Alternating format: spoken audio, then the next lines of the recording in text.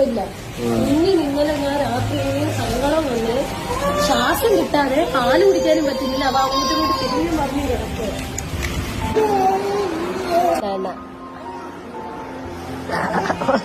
കസർത്തിന് കുറവൊന്നുമില്ല.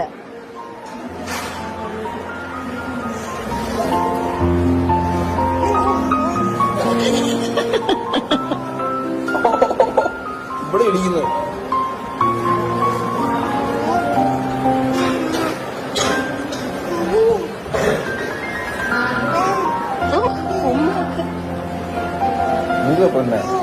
കുറച്ച് ദിവസമായി അവരിങ്ങനെ കളിച്ചിട്ട്.